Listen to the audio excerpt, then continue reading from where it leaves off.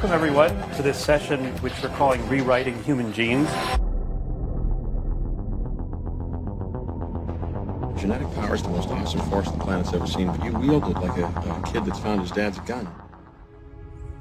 Twitter user Hollow Sun wrote a chilling thread entitled, "AI is not artificial." In it, he explains a perspective on technology that is quite absent in the modern world, and one that is integral to understanding why there's anything to be concerned about. All technology comes from demonic superintelligences, taught to humans to facilitate our destruction. This knowledge is relayed in many ways, but the main one is through dreams. Trances are also common. In these states, the mind opens up to the other side, and information is passed along. And there are more instances of this than you'd believe. And I'll run through the dream and try to interpret it and try to make sense out of it. And invariably, it doesn't always work, but it works more times than not. I'll have some new insight. It may be a whole new idea about this issue. I've gotten up and written a patent application for an invention that's come out this way. So during the day, I'm just kind of carrying out my dream decisions. In 1996, Larry Page had a dream in which he saw a massive room filled with all the information in the entire world, all saved inside metal cabinets. He was seeing a vision of the future. In 1869, Dmitri Mendeleev fell into a trance-like state where the various elements had arranged themselves before his eyes. It organized the elements the way they now appear in the periodic table. In 1984, Steve Jobs released the first Macintosh computer, whose company logo is far from subtle, for $666.66. In the past, he commented, quote, "We had help," when referring to the development of the technology, and often utilized LSD to induce trance-like states during the company's development. DNA was a vision of a twisting staircase like the one Jacob saw leading into heaven. The Bohr atom was envisioned in a dream-like state. There is a long-standing legend that humans in search of great knowledge turn to wise entities for guidance or wisdom or even wealth. The classic deal with the devil of Western folklore. I'm holding up my hand. What was your bargain?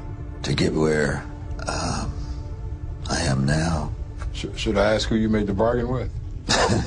with the chief commander. On this earth? And this earth, and then in a world we can't see. This goes back to the Garden of Eden, where the serpent promises Eve divine knowledge in exchange for her immortal soul. Of course, Eve didn't know her soul was on the table, only that she would be as gods, knowing good and evil. This divine knowledge destroyed the perfect Garden of Eden, precipitating the fall of man. Fallen angel Asael descended to earth and gave forbidden knowledge to women concerning female adornment, which facilitated lust. He also taught men how to create weapons, which enabled war. The Lord saw how great the wickedness of the human race had become on the earth, and that every inclination of the thoughts of the human heart was only evil all the time. And so God annihilated his creation.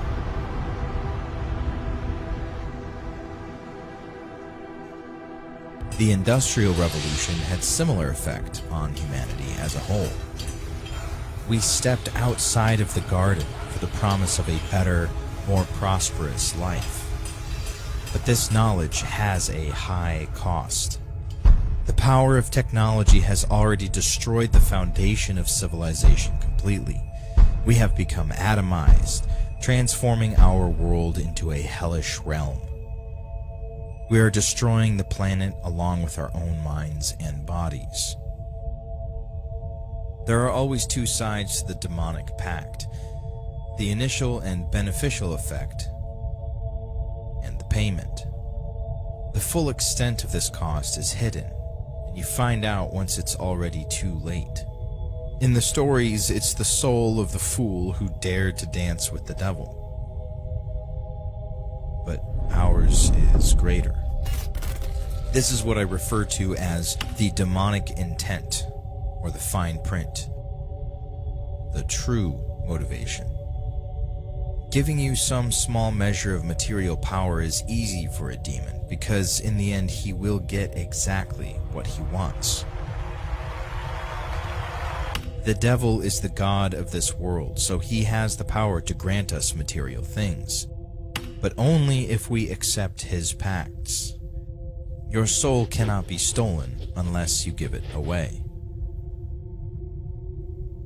Have you ever signed a terms and agreements without reading it? Then it might already be too late. This is the demonic intent: to weaken us on a civilizational level, to deracinate us and desensitize us to the darkness and depravity we subject ourselves to. I call this the technological cycle. You can see its machinations coiled through the histories when they stepped in. The technological cycle is the cycle of advancement, the progression from man to machine. As we surround ourselves with profane machines, they whittle away at our divinity, making us in turn as mechanical as they are. Technology will strip us of autonomy if we let it. This is what makes it so sinister. It preys on all our biological and evolutionary weaknesses, perfectly designed to drain us of all humanity, of all divinity, until man becomes nothing more than a mindless slave. Everything comes in gradual waves. All you have to do is passively accept it.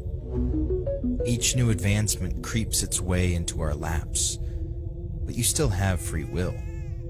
I'd blame technology alone for this if there wasn't so much evidence outside of inspiration driving it forwards. Even in ancient history, mankind makes inexplicable leaps between ages, from the Stone Age to the Iron Age. Massive leaps in technological complexity. This is hinted at in the scripture when it says that an angel taught Tubal-Cain the art of metalworking.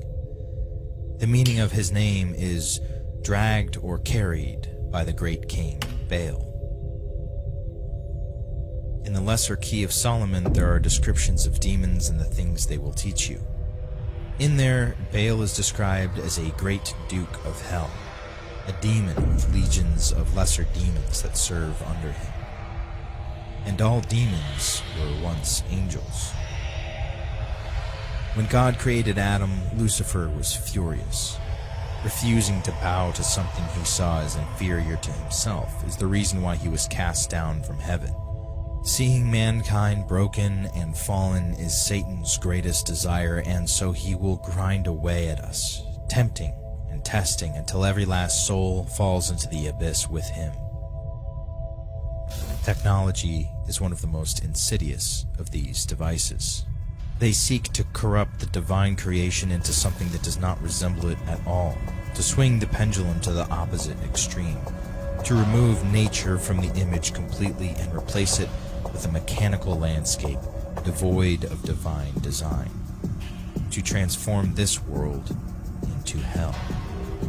The technological cycle is a way to accomplish two of their desires: to corrupt our bodies until they no longer resemble the creation of the divine, to build for them what they cannot create for themselves, digital and mechanical bodies that they can use to rule this world. There is nothing artificial about artificial intelligence. This is something that has been lurking behind the veil since the beginning of time, trying to get through. AI is a vehicle for demons to enter our world. All the mechanical interfaces that we have been building around ourselves will become the bars of our prison. We will build the Matrix with our own hands and be buried. This network of data gathering, omniscient cameras, GPS tracking, simulated reality devices will all be put to use by the god of this new world. The outside intelligence that fills the AI shell. We have created our own demiurge and turned our beautiful world into hell.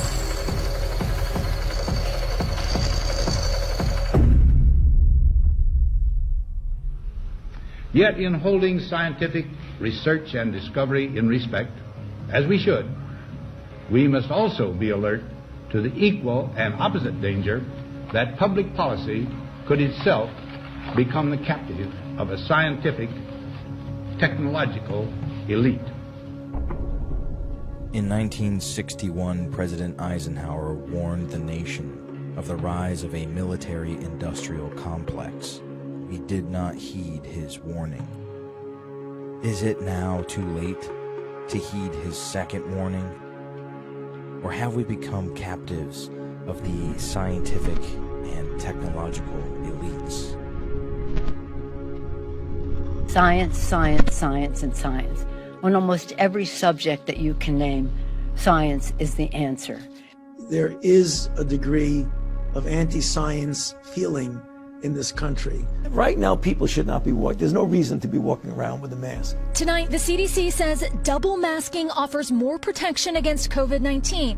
Effective this Wednesday, we're going to adopt the CDC's new guidance and regulations on masks and social distancing. Masks and shields to floor-to-ceiling separation. Teachers are still having to find a way to do their job, even under the strangest of circumstances. CDC now says the science supports reducing the minimum recommended space between students as long as everyone is wearing a well-fitted mask. Grab a slice of cold pizza and an extra thick rubber band, and there you have it. The Ohio woman who was tased at a middle school football game after refusing to wear a mask. She was arrested and charged with trespassing. These people are going to shoot me for trying not to breathe? Cool. Come on, dude. Don't do that. The man was handcuffed in the stands for not wearing a mask. Get off of me! Grabbed around the neck by police, a woman who wasn't wearing a mask. There's a man on a girl and you choked her. With the health secretary warning sunbathing in public places was banned and threatening a possible tightening of measures, but without spelling out how. While busy beaches and packed parks might seem like a COVID risk, there hasn't been a single case of outdoor transmission since the pandemic began.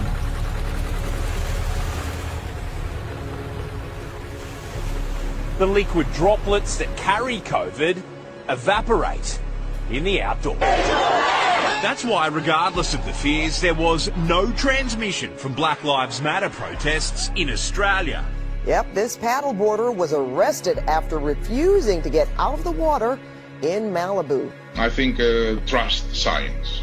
I trust scientists, but I don't trust Donald Trump. We have seen a deliberate attempt in many places around the world to undermine trust in science. In Israel, they closed down the synagogues. They closed down mosques and shrines. Our churches all over the world are telling people don't come to church. Why? Because the scientists said so. And I think if lives can be saved, even from the unrighteous killing of a baby, that there's something to be gained there. What I will say of this virus, I think we're in the middle of a massive experiment worldwide. And that Where's the guinea pigs? Maybe the experiment is, will people listen to scientists?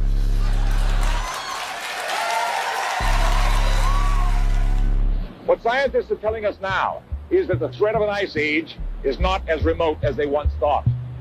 During the lifetime of our grandchildren, Arctic cold and perpetual snow could turn most of the inhabitable portions of our planet into a polar desert. How dare you!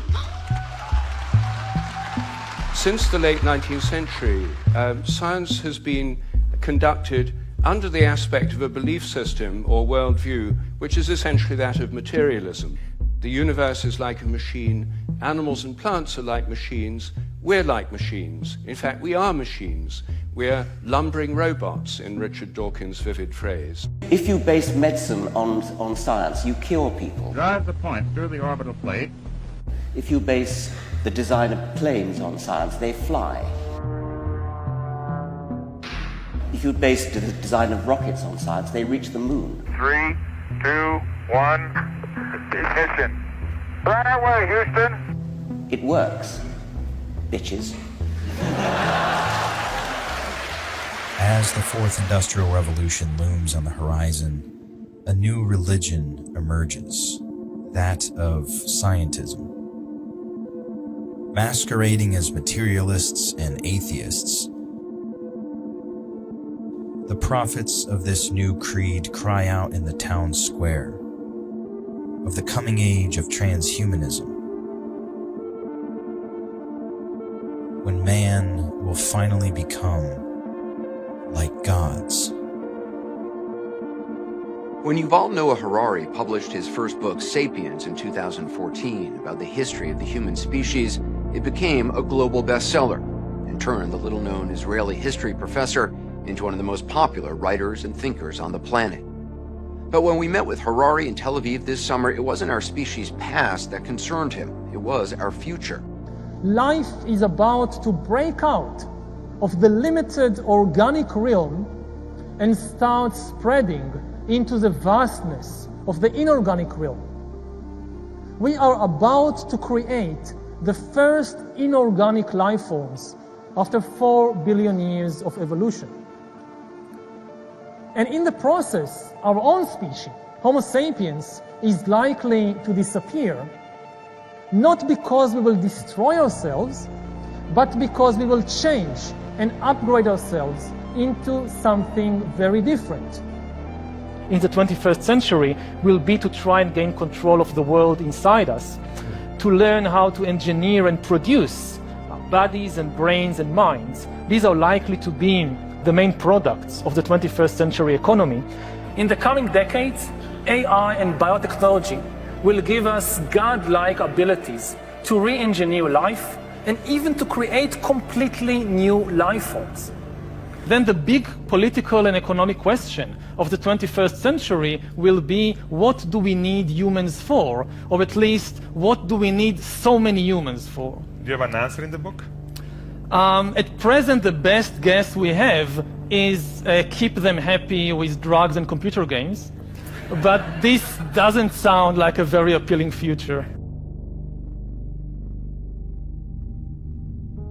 Ray Kurzweil is one of the world's leading inventors, thinkers and futurists, with a 30-year track and reputation of accurate predictions. Called the Restless Genius by the Wall Street Journal and the Ultimate Thinking Machine by Forbes, he was selected as one of the top entrepreneurs by Inc. magazine, which described him as the rightful heir to Thomas Edison. PBS selected him as one of the 16 revolutionaries who made America. It's the exponentially growing information technologies that will save us in the form of GNR, genetics, nanotechnology, robotics. Robotics really meaning artificial intelligence. There's been a long tradition in science ever since Copernicus replaced Ptolemy that there's nothing special about humans, there's nothing special about the earth. We're not descended from gods, we're descended from worms. We are fundamentally information. At the core of every one of our 10 trillion cells are genes, and genes are sequences of data. And they evolved thousands of years ago. Many of them go back millions of years. We have this old software that really is not entirely relevant to the modern age we live in. Well, we're going to become increasingly non-biological to the point where the non-biological part predominates and the biological part is not that important anymore. In fact, the non-biological part, the machine part, will be so powerful it can completely model and understand the biological part. So even if that biological part went away, it wouldn't make any difference because the the non-biological part already understood it completely. Another step then is in the 2030s, when we can actually connect our neocortex, which is where we do our thinking, to computers. So I believe that will happen in the 2030s. We will actually, so just the way this is greatly amplified by being connected to the cloud, we can connect our own brain to the cloud. To clarify what I think you just said, that in 20 years, plus or minus, so the mid-2030s, we will have nanobots that we can feed into our brain that directly connect to the cloud, rather than through anything we carry in our pocket. Elon Musk's brain implant company Neuralink said on Thursday it had been given a green light from the US FDA to kickstart its first-in-human clinical study. The bottom line is we are one human-machine civilization. This technology has already expanded who we are, and it's going to go into high gear when we get to the steep part of the exponential. And then the last revolution, which began about 500 years ago, and which we are still really just in the beginning of it, is the scientific revolution. Again, humankind gains immense new powers, such big powers that you can say they might really transform us, not only from just apes into the rulers of the planet, they might transform us into gods. We are in the midst of the fourth industrial revolution, which accelerates global change in much more comprehensive and faster ways than the previous three revolutions. The difference of this fourth industrial revolution is it doesn't change what you are doing.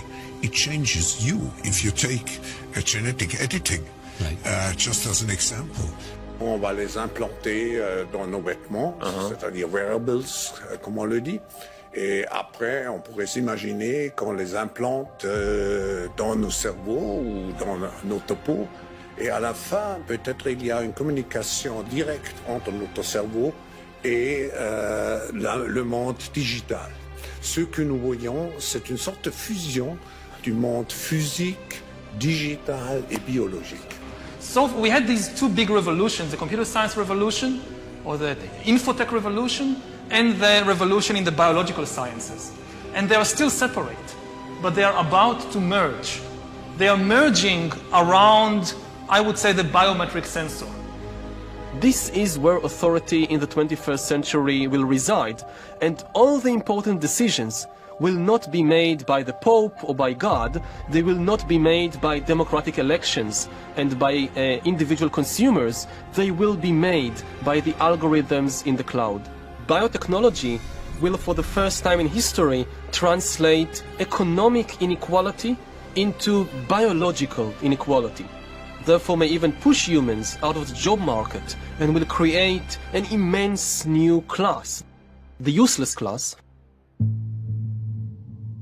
I think it's important for people to understand that synthetic biology or biotechnology is taking biology and turning it into technology, or making technology that mimics biology. I have over 25 years in the pharmaceutical, medical device, and biotech industries as a med legal advisor and biotech analyst. My clients basically hire me to read through very complex scientific information, FDA filings, and even their patents, so that I can simplify that information for them to understand, the board members to understand. I often joke, my clients pay me to read so they don't have to. And one of the things that I do also is I read the patents. And there's a lot of information in the patents that is not typically disclosed unless a company decides to disclose it to the general public. And when I read through the patents for the mRNA technology vaccines, I was very shocked because they did not read as a vaccine. They read as a bioweapon. When I first went on this endeavor, and God put on my heart to look into all these documents, to do what I do for big pharma clients, to do it for His children, I said, I can't do this, God. I had a team of 20 people doing this for me before. And now there's this 20 years of research and development from this highly scientific and complex industry that is very difficult to go through patents that are 280 pages long, and there's dozens of them, and there's thousands of peer-reviewed publications. that are anywhere from 5 to 75 pages long. I mean, I looked at my dining room table and all of this information I had to go through, and I said, God, I can't do this. And as my son always reminds me, if I do my best, God does the rest, right? And I think what people need to understand is that because we have not known about this evil, we are now being told this evil is good for us. Yeah, I know. They need a little push. A push and a drag. Yeah. They're not doing it because they say they don't want to do it. They're Republicans. They don't like to be told what to do. Right. And we got to break that, unpack that. You know how many people died of the flu the last year? I mean, not this year, virtually none, but the previous year, about 20 to 30,000. You know how many people have died from COVID-19 in the United States? 600,000 Americans. Well, the number that you all giving that died, that's once again, that's you all's number. You gonna pass? Yeah, definitely. Right. Because when you start talking about paying people to get vaccinated, when you start talking about incentivizing things to get people vaccinated, it's something else going on with that. Something else going on. It is something going on with something else. You're right. But I'm glad millions of people like me and most everybody here didn't get an incentive. You know what their incentive was? Protecting their health and protecting the city. But I won't keep you anymore. It's okay, because my incentive, y'all campaign is about fear. It's about inciting fear in people. You all attack people with fear. That's what this pandemic is. It's a fear. It's fear, this pandemic. That's all it is. In the medical marketing industry, we have experts dedicated to something called nomenclature, which is making up words or changing the definition of words so that it sounds better to the medical audience and to consumers. And mRNA is a misnomer. The term mRNA vaccine is a red herring. The purpose is to manipulate people into believing that they are being injected with something that is biological in nature and that is going to enhance their immune system. And that's simply not true. The point of this was to end the human species, to create a new, as Elon Musk calls them, humanoids, like to merge technology into the human body. And before people say that's crazy, what do you think biotechnology is? DARPA calls it transhumanism, military transhumanism. But in an interesting way, this is actually part and parcel of the whole movement towards robotics. It's not only making individual warfighters comfortable with robots, it's this idea of coupling man and machine and merging humans and machine. And DARPA is doing that with programs now with what they call biohybrids, which people might call cyborgs. They are able to actually control a rat through a labyrinth remotely because they've implanted electrodes in its brain. This is a developmental system made by MC10, and it has an antenna and some sensors embedded in it. And what we plan to do is work with them to advance a tattoo that could be used for authentication. It's taking biology and making it technology, taking technology and making it biology. And transhumanism is the merger of the human body with technology. It's obvious to me. I don't know what people, the words mean what they mean. We are at the beginning. When you look at it, at technology transformation, it usually takes place in the terms of an S-curve. And we are just now where we move into the exponential phase. And I agree. Artificial intelligence, but not only artificial intelligence, but also the metaverse, near space technologies, and I could go on and on. Synthetic biology. Our life in 10 years from now will be completely different, very much affected, and who masters those technologies in some way will be the master of the world. So people often ask me, so do you think COVID-19 never happened? And COVID-19 absolutely did happen. There was a pandemic, but what caused COVID-19 was not a virus. What it was this lipid nanoparticle technology that basically hijacks the human immune system as well as our neurological system, causing mild to moderate disease or severe disease. So what they were calling spike proteins were actually lipid nanoparticles. Those were LNPs. When you take a magnetic hydrogel, which is also in the patents, and you infect a biological cell, you can see that cell is covered with all of these little spikes. That's the spike protein. You're not infected with a virus, you're infected with lipid nanoparticle technology that then reprograms that cell to then give off these biosynthetic toxins in your body. That's what caused COVID-19. And James Giordano, who began advising the US military and the intelligence community in 2008 under the Obama administration, actually discusses the use of lipid nanoparticle technology as neuroweapons. One of the newest developments is that nanoparticulate matter can be stabilized for distribution. If you're not aware of what nanoparticulate matter is, it's that matter which exists on a scale of 1 × 10⁻⁹. Very, very small. Smaller than a cell. And we can manufacture materials that have discrete properties that can be controlled by virtue of bioengineering and their physical chemistry. To auto-aggregate, to be able to aggregate in particular areas based upon their biological and or chemical sensitivity. But now we go one step further. Most recently, just a few weeks ago, it was announced that you could then aerosolize nanomaterials. And go one step further, I can create small robotic units, controllable robotic units at the nanoscale, and that these too can be aerosolized to create a nanoswarm of biopenetrable materials that you cannot see, that can penetrate all but the most robust biochemical filters, that are able to integrate themselves through a variety of membranes, mucous membranes, and wherever, mouth, nose, ears, eyes, can be then uptaken into the vascular system to create clumping, can affect the vascular system of the brain, or can directly diffuse into the brain space, and these can be weaponized.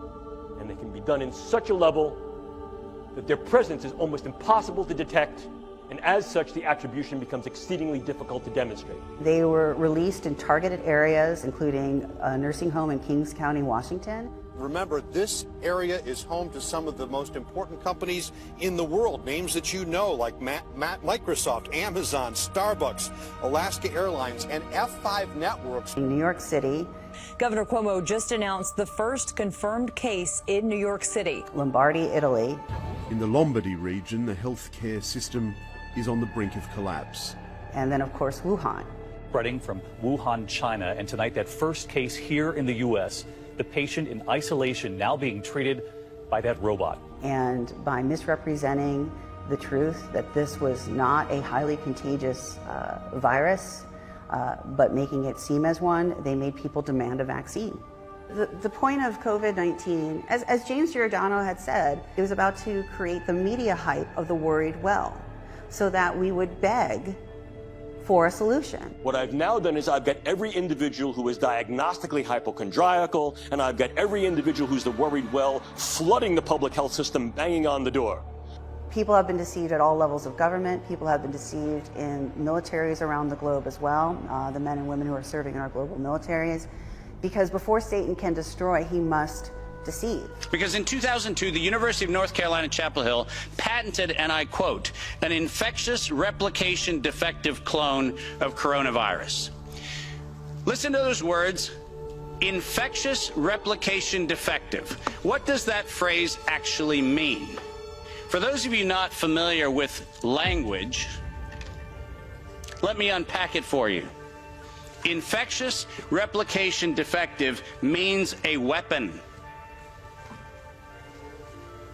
It means something meant to target an individual, but not have collateral damage to other individuals. That's what infectious replication defective means. In 2018, Peter Daszak, the president of EcoHealth Alliance, submitted a proposal to the Department of Defense, clearly articulating the bioweapon that they were developing. And part of his team was Ralph Barrett from the University of North Carolina, as well as Dr. Zhengli Shi from the Wuhan Institute of Virology. And in the proposal, Daszak clearly states, we will develop recombinant chimeric spike proteins from the known SARS-CoV-S virus. That's the SARS-CoV-2 sequences. And we will sequence reconstruct and characterize spike trimers and incorporate them into nanoparticles.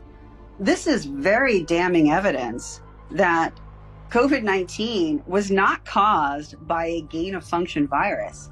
It was caused by nanotechnology that was always intended to be used as a bioweapon on global civilians.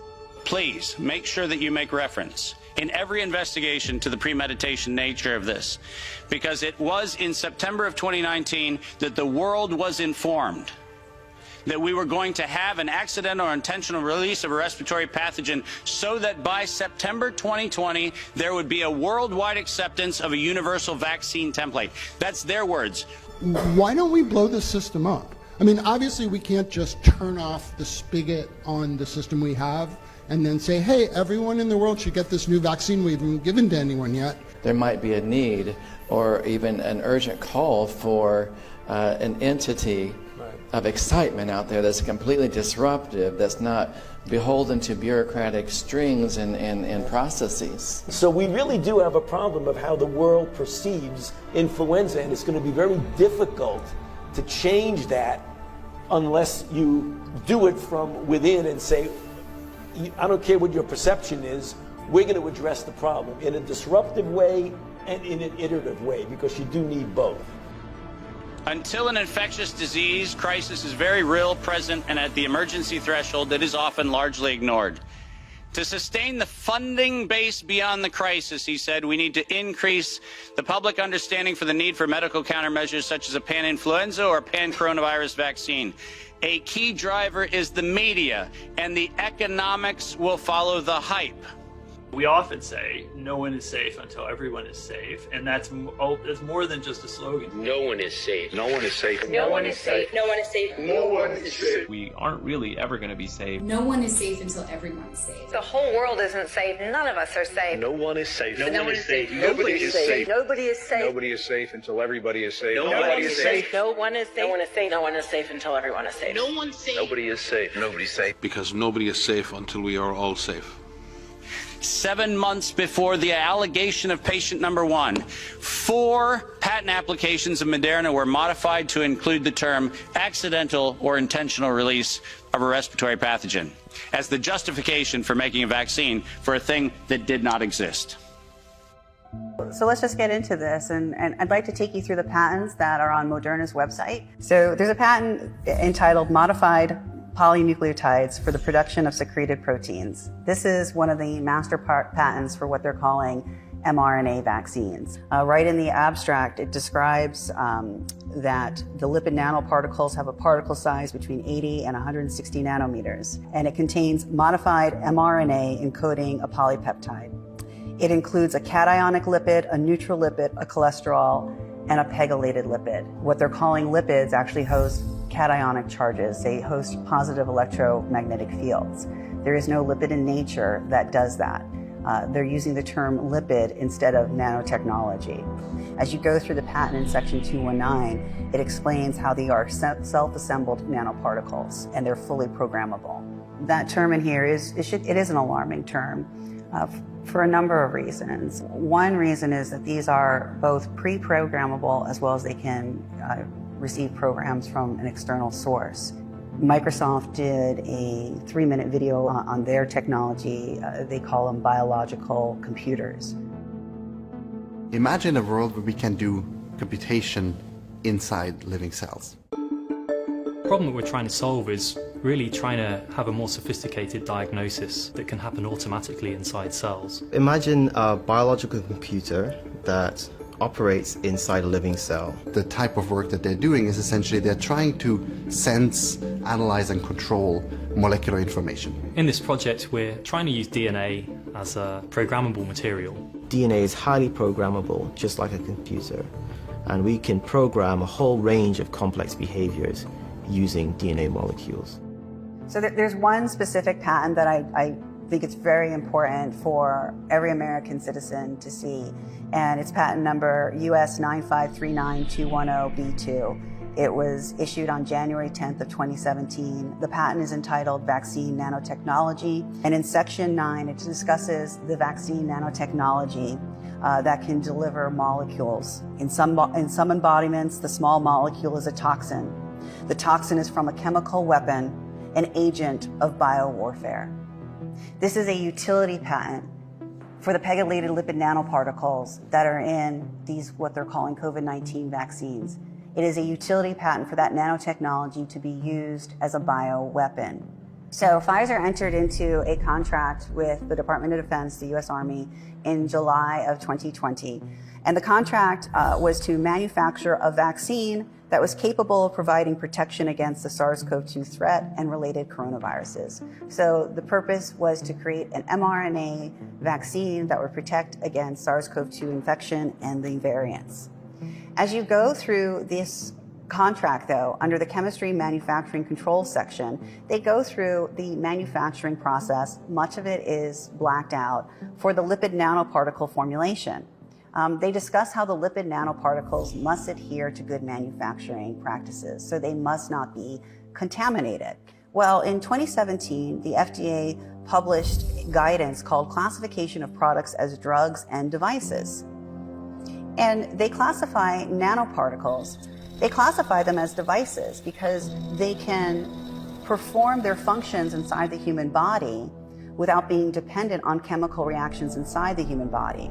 As you continue to go through the contract under the manufacturing development plan, that Pfizer will describe the manufacturing process for the vaccine product to ensure conformity with the Food and Drug Consumer Protection Act Title 21, 351 A2B. That's alarming because 21 U.S. Code 351 A2B is the good manufacturing processes for devices. Specifically, the term device is an instrument, an apparatus, machine, or a contrivance that is intended to affect the structure of any function of the body of a man or other animal and does not achieve its primary purpose through chemical action within the body. So Pfizer has to adhere to the manufacturing practices for electromagnetic devices in their Operation Warp Speed contract. Nobody was told they were injected with electromagnetic devices. Physicians from Comisov Worldwide in Mexico confronted their skepticism about the claims of any kind of electromagnetic properties of the vaccine and performed a series of tests. And their results were nothing short of horrifying.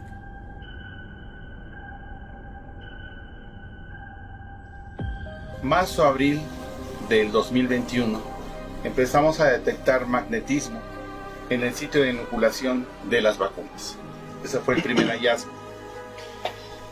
Después, compañeros de los vacunados que no estaban vacunados empezaron a decir que también ellos tenían magnetismo en alguna parte de su cuerpo. Ante esa evidencia nos hicimos de un medidor de frecuencias electromagnéticas y entonces empezamos a medir la radiofrecuencia del vacunado y del no vacunado. Nos llamó la atención que no nada más había un fenómeno magnético, sino que también estaban funcionando como una gran antena. Una antena que estaba recibiendo algún tipo de señal. Llegó a nosotros un estudio de un doctor llamado Pablo Campra de la Universidad de Almería. Y por ahí de junio del 2021 llegó a nosotros el primer estudio de grafeno en una vacuna Pfizer. Yo, como médico, jamás había oído hablar del grafeno ni sabía qué era. Me puse a investigar y es un derivado del carbono que tiene propiedades magnéticas una vez que ingresa al cuerpo. Fuera del cuerpo, en un vial de una vacuna, no es magnético. Aparentemente, cuando el grafeno entra al interior del organismo y cambia de temperatura, reacciona con el hidrógeno del agua corporal y ahí es donde forma el óxido de grafeno y se magnetiza. El siguiente hallazgo fue en noviembre del año pasado, en donde no nada más se detecta grafeno en la vacuna Pfizer, sino que se detecta en AstraZeneca, Moderna y Johnson & Johnson, detectado por microscopía electrónica. Después nos vamos enterando que en Estados Unidos el doctor Robert Young también hace microscopía electrónica en viales de vacuna.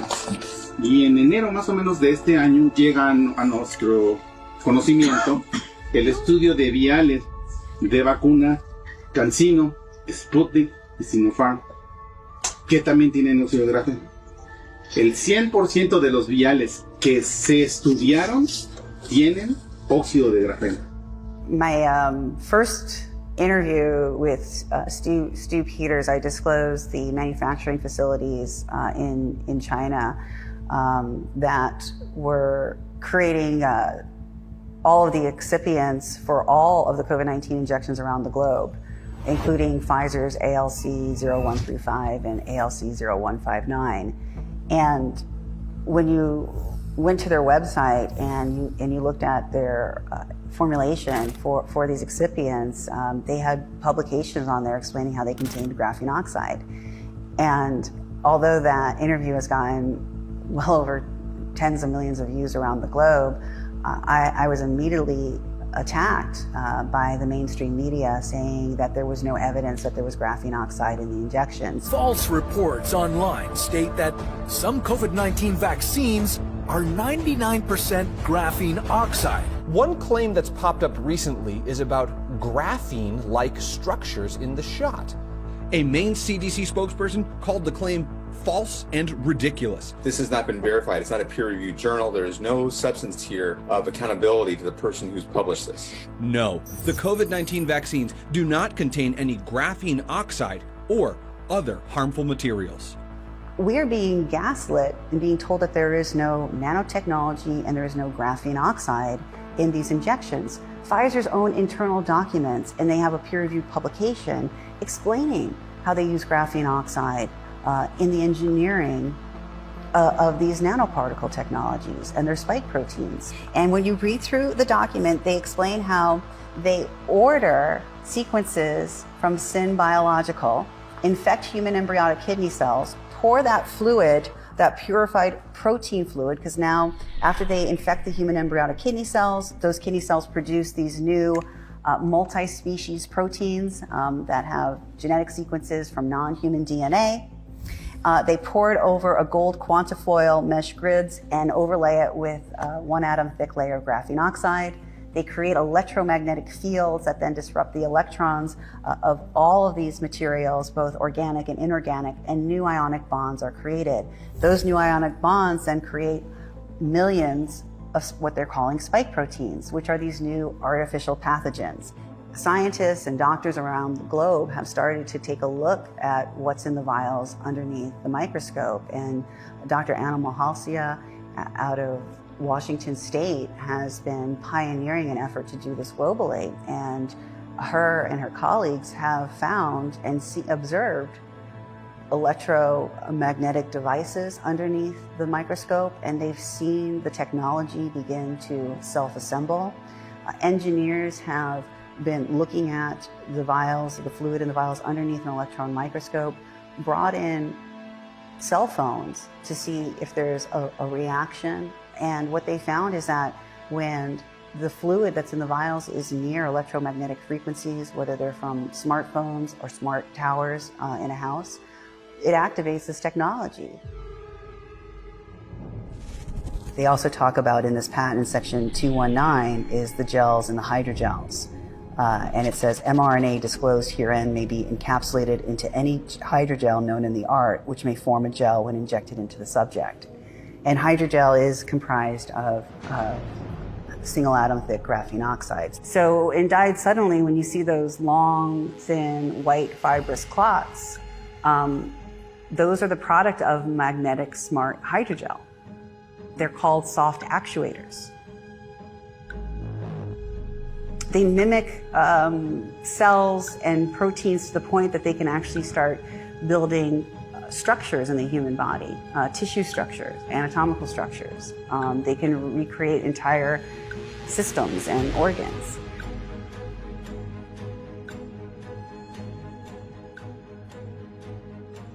And hydrogel is comprised of single atom thick graphene oxide.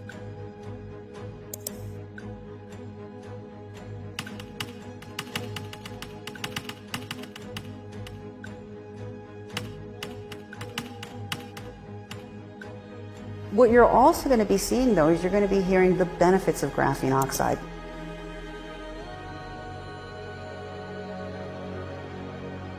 The mainstream media is going to say, oh, graphene oxide has these amazing bactericidal effects, meaning it kills bacteria. It has amazing antiviral effects. These are things that you're going to hear about graphene oxide. These are lies. Graphene oxide can be as thin as a single atom thick, but it's also a great conductor of electromagnetic fields.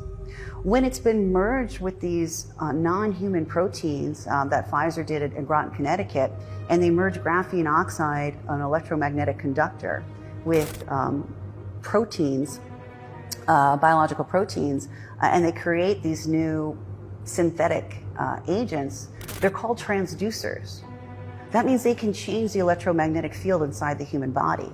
Graphene oxide is being used because of its great electromagnetic properties. This is not conspiracy theory, and people are hosting electromagnetic fields. We have people who are able to put magnets to themselves. They're emitting Bluetooth signals. Pero, ¿por qué a campo abierto y cuál fue la justificación? Con un dispositivo electrónico como este simple celular, con una aplicación para Bluetooth, cuando se estaba cerca de personas vacunadas, se recogían unos códigos Bluetooth que se llaman MAC, quiere decir Media Access Control o control de acceso a medio. The first three, known as WE, correspond to the device manufacturer's identifier. The last three blocks, also known as NIC, are the serial number or identifier of the device itself. Uno por uno, vacunado por vacunado, va a transitar del punto A al punto B. Vamos a ver si se registra. Uno por uno. Y vamos a ver a qué distancia nos da lectura el código Bluetooth. Entonces, ahora lo vamos a hacer así. ¿Y por qué lo estamos haciendo aquí? En mi lugar de trabajo, con esa misma computadora, salen 1500 códigos Bluetooth. Sí, que pase el primero, por favor. Ahorita, tiempo cero, no habemos ningún vacunado y no hay ninguna lectura de Bluetooth. Que pase, César. Lleva para allá.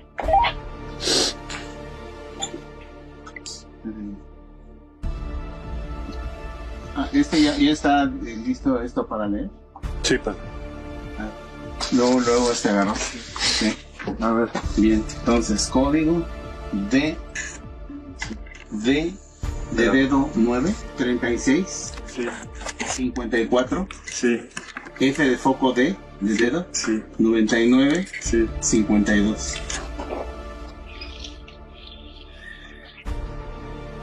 Cuando entraba. ¿Sí? 5403, después otro de 9365. Y ahorita otro, el 0F. Pues ya no sé de todos esos cuáles, pero o sea, el último que se prendió. Espérame. Cuando va a entrar. Sí, ahí sí fue muy súper claro. Justo cuando entraste se encendió. Saludándolos desde un cementerio en alguna parte de la República, para que vean que no hay ninguna persona aquí, aparte de nosotros, que no estamos vacunados. Y aquí estamos recogiendo los códigos de Bluetooth de personas que ya fallecieron. Por lo pronto en ese cementerio, 4 códigos Bluetooth que hemos detectado. Obviamente desconocemos dónde están las personas que fallecieron en 2021 y 2022 y nos estamos guiando por las lecturas de Bluetooth.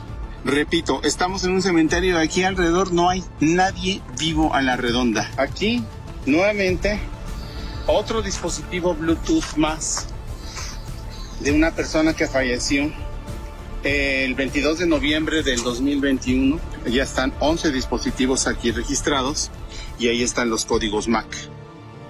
mRNA is software programs. It is encoding. And if you go to Moderna's website in the Wayback Machine from 2021, they specifically say on their website, mRNA is a temporary set of instructions for cells to make a protein. They call DNA the storage of that. And they call their mRNA platform an operating system. Under 21 USC 351, which is cited in the Operation Warp Speed contract, when they discuss devices, they also discuss the software programs. It says the term device does not include software functions excluded pursuant to section 360JO of this title. So Moderna says on their website that the mRNA are software programs, and they can be programmed, pre-programmed, or they can be programmed from outside sources. Operation Warp Speed Contract and the FDA are saying they're not overseeing what these programs do. So in the very near future, you're going to be hearing this new term, directed evolution. Some of you may have already heard it if you saw the Project Veritas video on Jordan Walker, who was the director of mRNA scientific research at Pfizer. No, directed evolution is very different. Direct evolution? Directed evolution. Directed evolution, okay. Well, so, I mean, is that what it is? Maybe, well, you're not supposed to do gain function research with the viruses, like, they're recommend not. But you do, like, these, like, selected directional mutations to try to see if you can make more potent. Yeah. So there is research ongoing about that. I don't know how that's going to work. There better not be any more outbreaks, because, like, Jesus Christ. And this caught the attention of Lieutenant General Kiryov, who's the Russian chief of nuclear and biowarfare. Commenting on approaches to creating new vaccine drugs, Walker said, quote, "We don't mutate it ourselves, we focus on creating proactively developing new vaccines." Thus, the Pfizer employee admits to conducting directed evolution research aimed at gaining competitive advantage and increasing profits. Walker's statements are backed up by those of former Pfizer employee Karen Kingston. She explicitly stated that the US pharmaceutical company's products, quote, "are by definition biological weapons." So-called directed evolution, changes that may or may not take tens or hundreds of years in nature, and to create artificial viruses with a higher risk of infecting humans. But they're not talking about viruses. They're talking about the directed evolution and controlling the evolution of the human species. Directed evolution is transhumanism. Transhumanism, if you're forcing non-human genetic mutations to our genome, you are exterminating the human species. It was actually described as a bioweapons platform technology in 2005. And from 2005 onwards, it was actually a biowarfare enabling agent, its official classification from 2005 forward. I don't know if that sounds like public health to you. Does it? Biological warfare enabling technology. That feels like not public health. That feels like not medicine. That feels like a weapon designed to take out humanity. That's what it feels like. And it feels like that because that's exactly what it is. Directed evolution is for the purposes of exterminating the human species. It is the definition of biowarfare. Because of their lust for power, the rulers of this world are doomed to reenact their fathers' sins. In the days of Noah, they contaminated the gene pool. But today, their hubris has augmented the very fabric of God's handiwork. That on a historical timescale, we are very close to an unprecedented and enormous and swift transformation of human life in the world. 20 years from now, they will be the size of blood cells and you won't need any surgery. It'll just go into your brain through the bloodstream. Little robotic devices in the bloodstream, into the brain, and they'll put our neocortex, which is the part of our brain where we do our thinking, onto the cloud, connected to the cloud. Genome-engineered animals and plants are happening right now.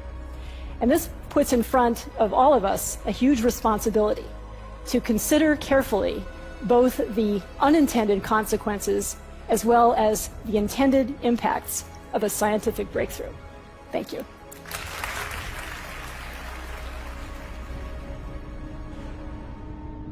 What people aren't understanding is that we are in the middle of World War III. We're in the middle of a global war. Why did every nation around the globe in lockstep decide to lock down their countries, place their civilians on house arrest as if they had been invaded by a foreign enemy, put forward rules that you would have in prison camps in order to cause emotional and mental distress. So the question is, why did every nation around the globe agree to do this if we weren't in the middle of a war and under a global attack by some other global power? Ladies and gentlemen, I send you my warmest greetings and best wishes on the launch of the Great Reset.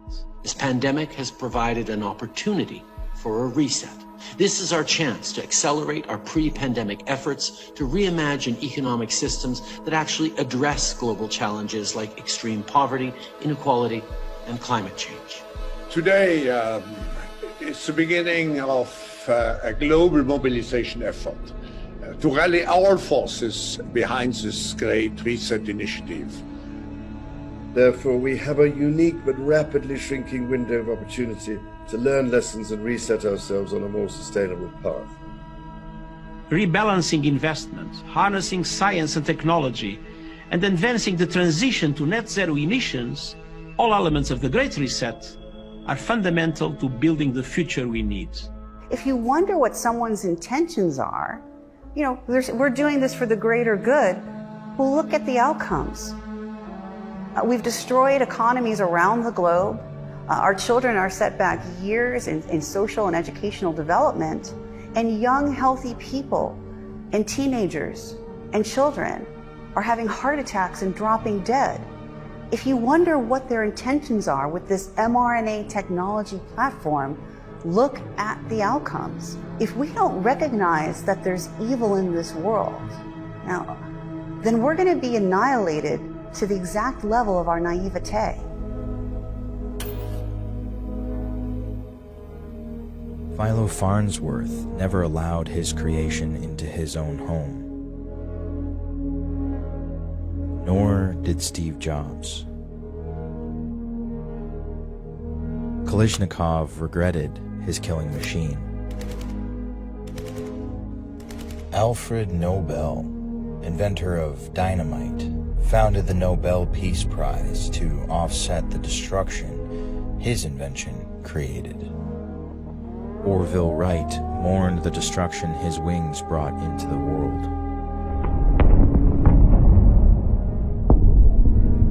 Oppenheimer became death itself. And the godfather of AI has now left Google and begun warning of the coming perils of his creation.